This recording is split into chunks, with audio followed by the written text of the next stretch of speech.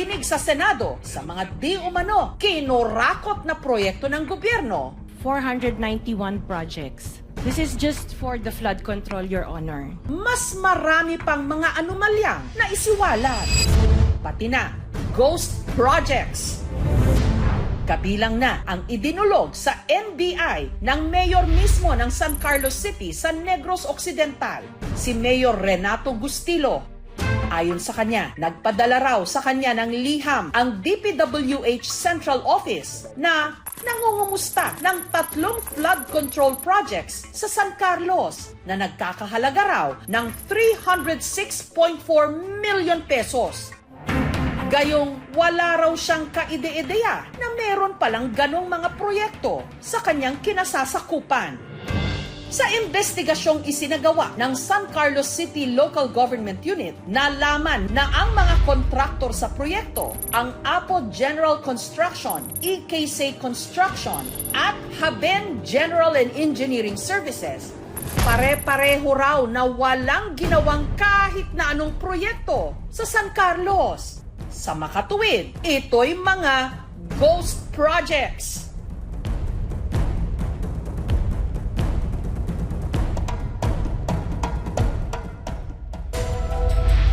Sa Butuan City naman, sa Mindanao, inulan ng reklamo ang kalsadang ito sa Barangay Dangkias. Isang buwan pa lang kasi nung ito'y natapos, gumuho na ang halos kalahati nito. Yung mga dumadaan, delikado. Hindi magkaganito kung hindi tinipid yung budget nila.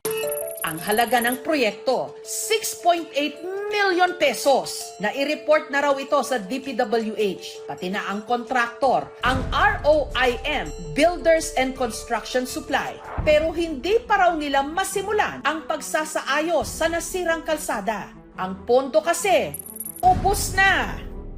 Kinuhanan namin ng panig ang DPWH Butuan Engineering District at ang ROIM Builders Construction. Hindi sila tumugon. May ilang proyekto naman daw na nung inireklamo, inaksyonan agad. Yun nga lang, kinu-question ng mga residente ang ginawang remedyo rito. Hindi na pantik na simento to eh. Mga sakaya lang to, di ba? Parang minamasid yan. Ang bitak kasi sa dike, parang tinapalan lang ng epoxy. Nagtagal naman ang ating quick fix sa ating flood control. Epoxy yan, pare! Ayon sa Pampanga 1st District Engineering Office, hindi raw nila proyekto ang dike, kundi ng Central Office ng DPWH. Sa tala ng Sumbong sa Pangulo website, may 668 flood control projects sa Bulacan at 27 sa mga ito matatagpuan sa bayan ng San Miguel.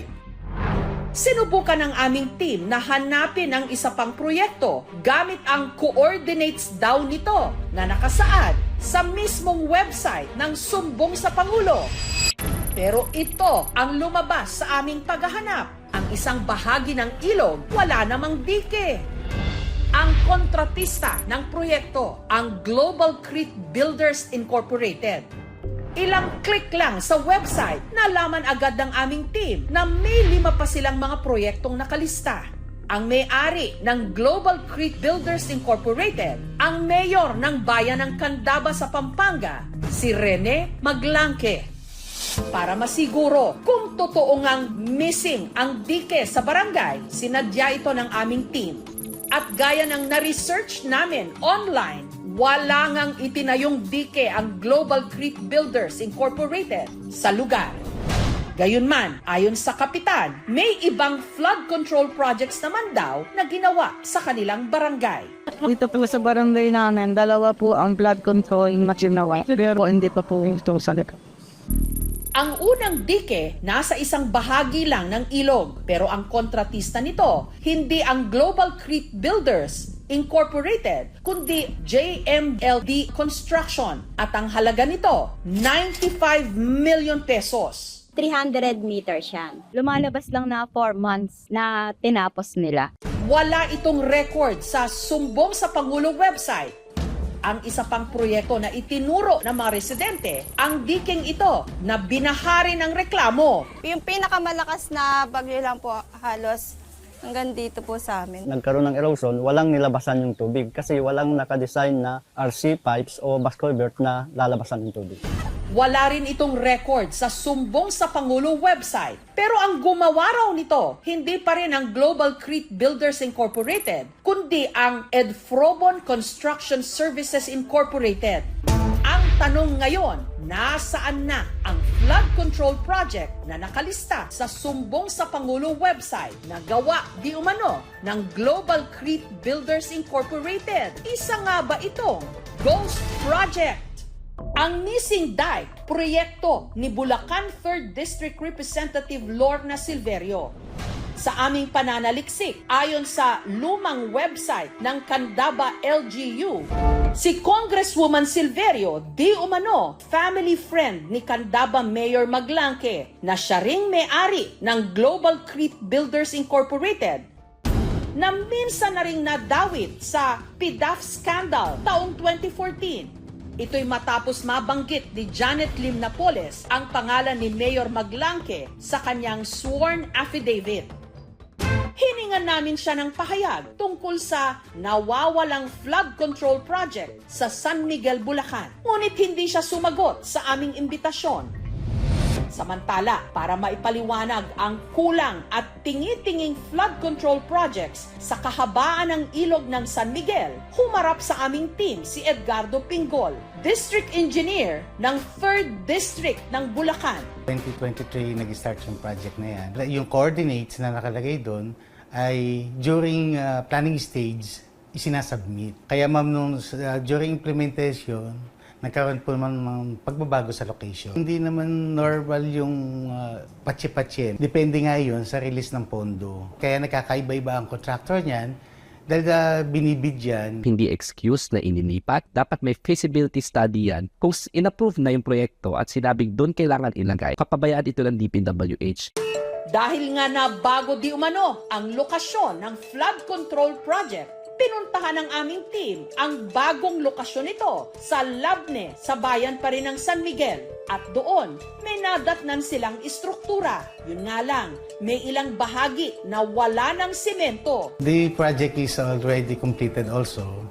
Kaya lang nagkaroon siya ng konting damage dahil yung floodwater na nanggaling sa likod ay tinulak yung ating structure. Ginagawa niya ito dahil under pa siya ng warranty.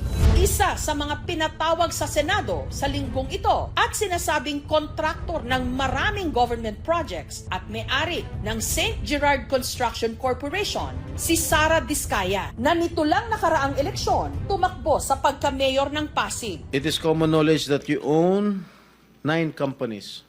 Yes po. Hanggang ngayon, up to now, you own these 9 construction companies? Yes po. Sa Marikina, sa listahan ng mga proyektong nakalaan para sa syudad sa 2026 NEP o National Expenditures Program, may red flags o mga questionabling proyekto ang DPWH na nakita si Congressman Marcy Chodoro.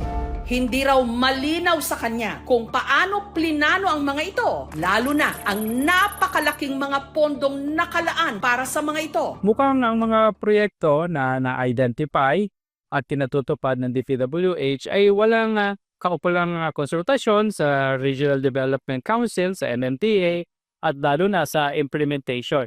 Kaya nga, napapansikin natin ang mga project na ito doble-doble at kadalasan kung drainage system ito, hindi na idudugtong sa tamang drainage outfall. Kaya tayo binabaha. Hindi magko-coordinate yung mga ahensya, hindi rin nagko-coordinate yung mga drainage. Correct. Matagal ng problema ng mga tiga Marikina, Cainta at Antipolo ang tila buhol-buhol o magkakasalungat na drainage system sa kanilang mga lugar. Kaya rin bumabaha kapag malakas ang ulan. Dapat talaga nasusunod yung tamang proseso. Halimbawa dito sa Marikina, kadugtong nitong Valente Creek, yung sumulong bypass drainage namin. Na ngayon, inuulit ng MMDA yung construction ng drainage na ginawa ng DPWH dahil mali yung kanilang elevation. Mas mababa yung itong sapa doon sa lalabasan na drainage system. Bakit naman nung nagkakaba nun? Kapabayaan, neglect. Sa listahang nakuha ni Congressman Teodoro, naglaan ulit ang DPWH ng 113 million pesos para raw sa drainage system ng Sumulong Highway na mula nung sinimulan anya ay mali. Eh di pera na naman, sayang yung pera. Tingin ko dapat may managot administratively o criminally dahil may nasayang na pondong publiko. Ito ang Balanti Creek dito sa Marikina. Meron ditong inilagay na flood control project na matagal nang tapos.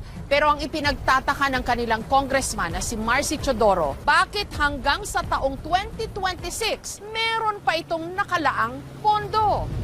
May isa ring kalsadang tapos na pero napaglaanan pa rin daw ng 20 million pesos at 2 phase ng rehabilitation ng drainage outfall na nakapagtataka raw na parehong-pareho ang nakalaang mga pondo. Katulad din ng flood control projects na isiniwalat ni Senator Panfilo Lacson sa kanyang privilege speech. Pare-pareho contract price, 77.199 million pesos. Pare-pareho riverbank protection structure, pare-pareho guli-guli. Pero it's still play ghost projects. Paano mo sasabihin na continuing project kung eksakto yung halaga? Eh di dapat kung meron talagang feasibility study, meron talaga na detailed engineering, may project cost na tama, eh hindi buong halaga yung makikita mo. Kaya red flag na. Ang kinakabahala ko lang dito, binabantayan nating mabuti yung mga insertion pagdating sa BICAM o doon sa manggagaling sa small committee. Dapat very transparent at may accountability. Systemic ang inefficiency. Walang proper data, walang proper planning. Mas bukas ka doon sa corrupt practices eh. How do you even make sense of that, Congressman? Merong mga proyekto na hindi magawa dahil walang pondo, pero merong mga proyekto katulad nito, doble-doble yung mga pondong inilaan. Sa ahensya talaga dapat pagsimula yung pagbabago eh. Kaya yung panawagan niya ng 40C resignation ay nararapat para doon sa mga opisyal na nagpapabaya at merong mga dapat managot ay mapanagot natin. Kung may mga proyektong substandard dahil di umano kinupit ang pondo, ang pinakagarapal marahil ay ang mga ghost project. Pinondohan pero wala o hindi ginawa. Meron ding mga tinatawag na insertions o mga naisingit na item o proyekto katulad ng ibinibintang ngayon kay Congressman Zaldico, party list representative ng Ako Bicol na siya ring dating chairman ng pinakamakapangyarihang komite sa Kongreso, ang Committee on Appropriations. Congressman na kontraktor si Ko. Siya ang original na nakalistang incorporator ng SunWest Incorporated, isa sa top 15 contractors sa listahan mismo ni Presidente Marcos. Bagamat kamakailan lang, nilinaw na nag-divest na raw si Ko ng kanyang shares sa SunWest. Mula nung nagsimula ang eskandalo sa mga di umano kinorakot na flood control projects, hindi na siya nakita pa ng publiko. Nitong Huwebes, inanunsyo ng Kongreso na nasa Amerika raw ito at nagpapagamot. May sakit daw kasi si Ko sa puso. Initial inquiry ko sa Office of the Secretary General, na-inform ako na si Congressman Zaldico is currently out of the country, na nasa United States siya for medical treatment. Si Congressman Zaldico is a proponent of 13 billion pesos plus worth of projects. Nakalista yung isa-isa para hindi na sabihin nag-invento ko. Ang point ko is, di ba dapat kung kaninong distrito yung project, siya yung nag-request, di ba? Ang point ko is, bakit hindi yung district congressman ang requestor? Ayon kay Congressman Toby Chanco ng Navotas, tig 2 billion pesos mahigit ang nakuha ng 2 party lists na kaalyado ni Zaldico, ang Ako Bicol at ang Barangay Health Workers. Bukod pa sa halos 14 billion pesos na insertions di umano. Dapat ipaliwanag niya bakit unang-una, bakit siya may discretion over this amount of money. Yan, yung 13 billion na yan, siya ang requestor. Ito pa, yung 2 party list associated to him, Ako Bicol, 2.295 billion, at saka yung BHW, nasa pamangkin niya to, 2 billion 64 million. So yan na naman yung isang question, di ba? So total 17 billion. Almost 18 billion. Na- Pero na- ang question is, yung mga party list, alam ko, pinagbibigyan sila ng allocation. Opo. Pero maliit lang. Kung di ako nagkakamali, hindi ko alam. Kasi nahiya naman ako magtanong-tanong, di ba? Ang tanong ko ho ulit, paano nangyari ito? Zaldico is a party list representative Yes. who is the chairman of the Appropriations Committee in the Yes. House and then gets to do this, sabi nyo, paano ho nangyari yon? Hindi siya dapat sumagot. Paano? Hindi, pero there's a House leadership, di ba? The House would probably have its own oversight committee. May tumitingin dapat ton. How was he able to do this? Paano niya ho nagawa ito? Kaya nga, Jessica, di ba, kung nagawa niya to, sinong maniniwala na kaya namin imbestigahan yung sarili namin? Sinong maniniwala? Tapos ayaw nilang ipatawag. Sinong maniniwala dun sa investigasyon na yun? Mr. Chairman, August 4 ako nagsabi, 2025 budget is the most corrupt budget. Hanggang ngayon, wala akong narinig na denial man lang sa previous chairman o sa previous members ng committee. Sa hearing ng Kongreso nung Martes, ipinanukala ni Congressman Edgar Erice at Congressman Isidro Ungab na ipatawag si Congressman Ko para magpaliwanag, pero may mga kumontra. Mr. Chairman, I am objecting on the motion. Hanggang nagkasagutan na rin sina Congresswoman Janet Garin at Congressman Chanco. Here is the USP. Sinasabi, paano nagkaroon ng insert. Under the name of Congressman Saldico, ang insertion sa BICAM as proponent siya is 13,803,693,000. And we do not want to invite him as a resource person. Chair, with due courtesy. Wait, I have the floor. Yeah, i-correct I have ko the lang. floor. Yeah, but I have Mr. the floor. No, Mr. I Chair. have the floor. Motion to suspend.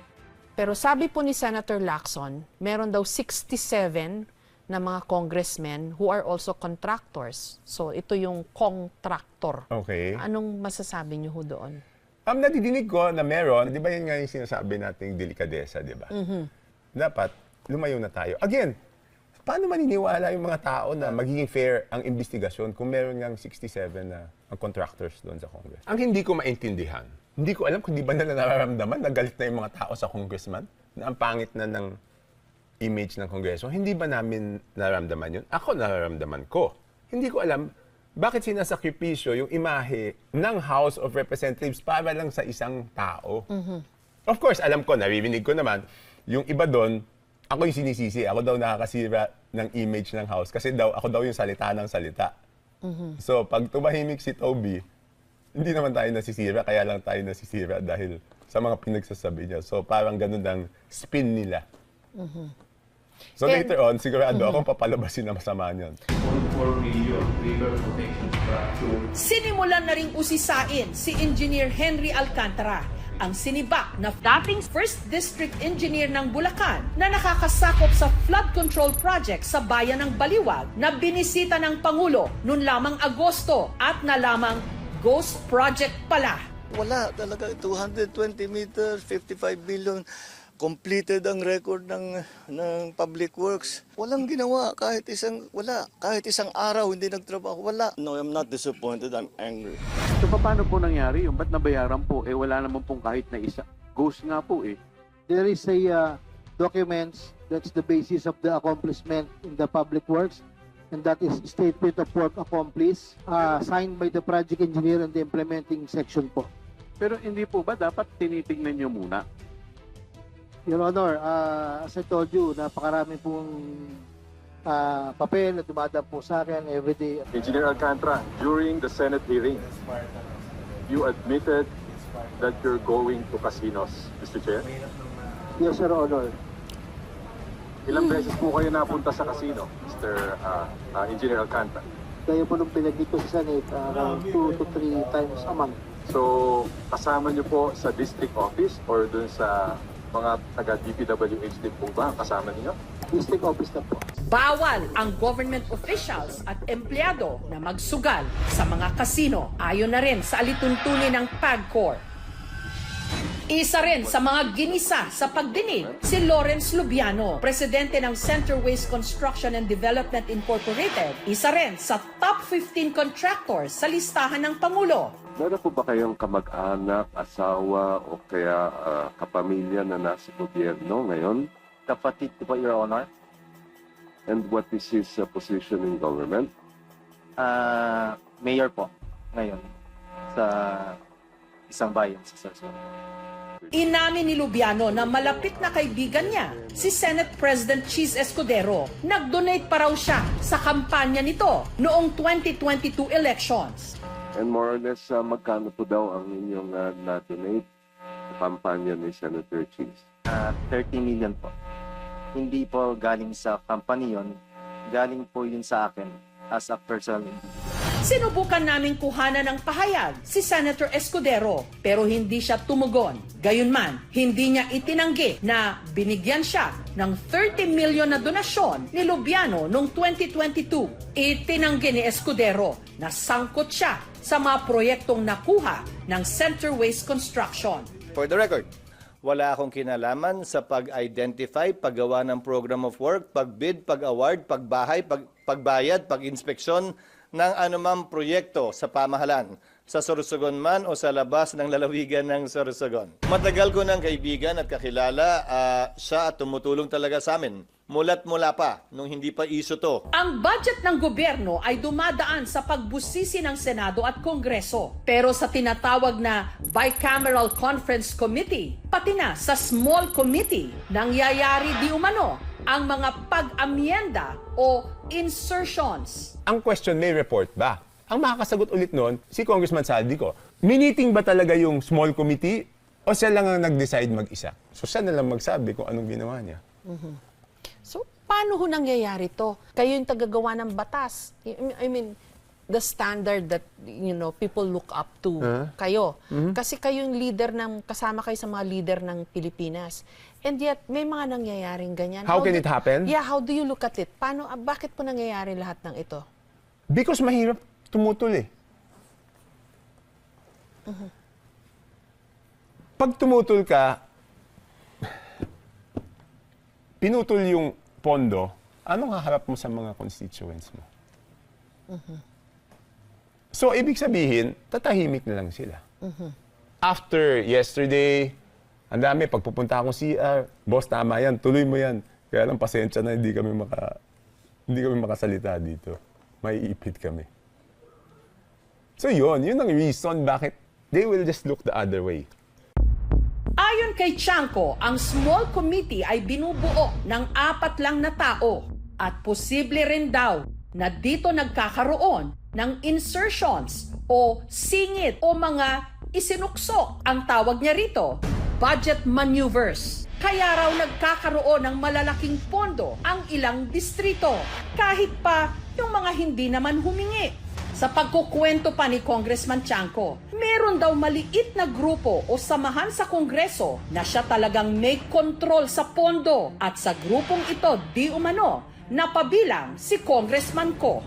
Matatanda ang question din dati ni Chanco ang tinawag na 777 scheme na sa tingin niya ay parang PDAF o Priority Development Assistance Fund, uri ng pork barrel na matagal nang sinabi ng Supreme Court na illegal.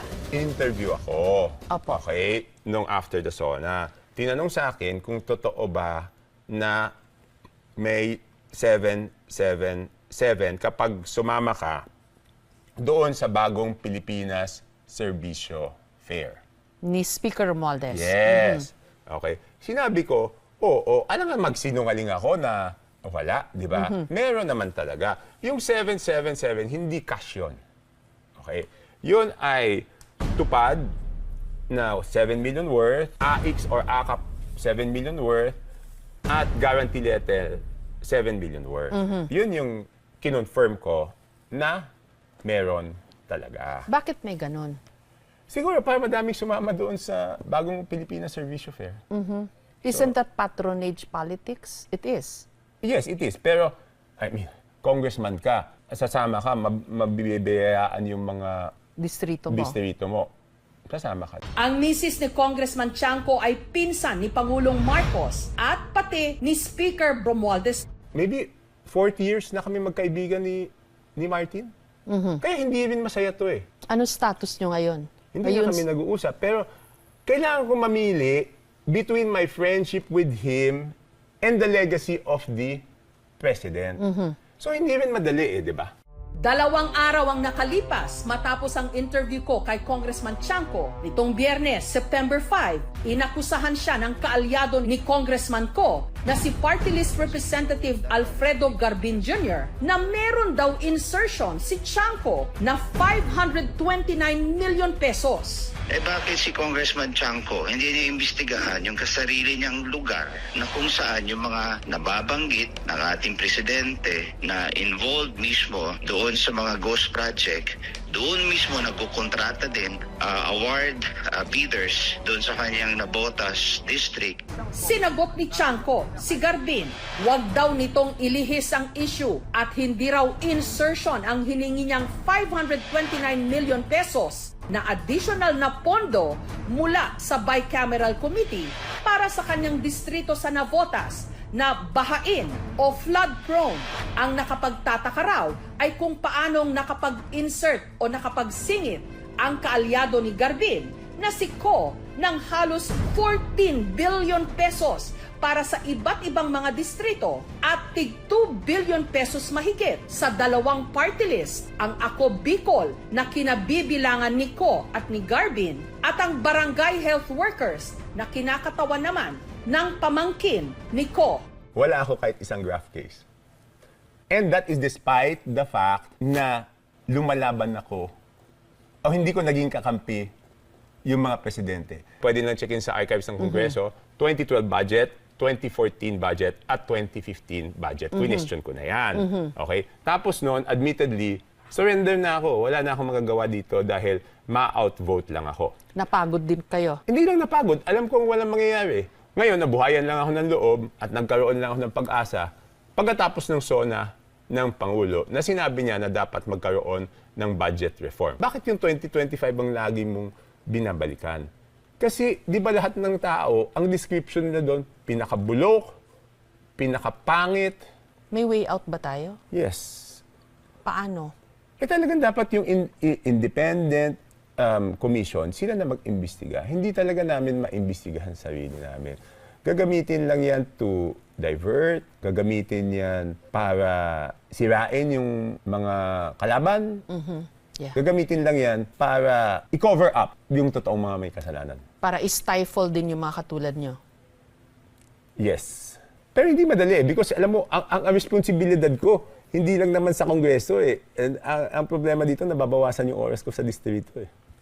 Di ba, instead of spending time sa distrito, siyempre nababawasan yung oras and effort ko doon. So, Congressman, paano, baka meron pa ho kayong gustong sabihin para sa mga gustong maintindihan pa itong nangyayari? Sa mga tao, wala. Sa mga kasamahan ko sa Congress, ilabas na natin yung katotohanan.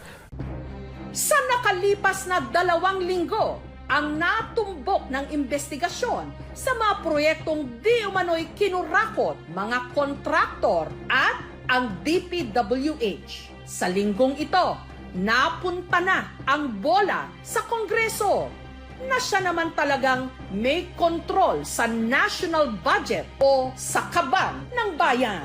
Ang rason kung bakit patuloy ang korupsyon sa bayan na ito, wala namang nahuhuli. Ang nangyayari, nagkakaroon ng scapegoat. Eh yung mga politikong nakinabang, andyan pa rin, nakakawala. Hanggat walang nakukulong, hanggat di natin pinapakita na yung mga magnanakaw na politiko ay matatanggal sa pwesto at masisiguradong mapapakulong sila, patuloy yan, no? Dati na yung problema, no? Pero hindi ibig sabihin nun, mapapagod na tayo na pigilan itong problema na ito.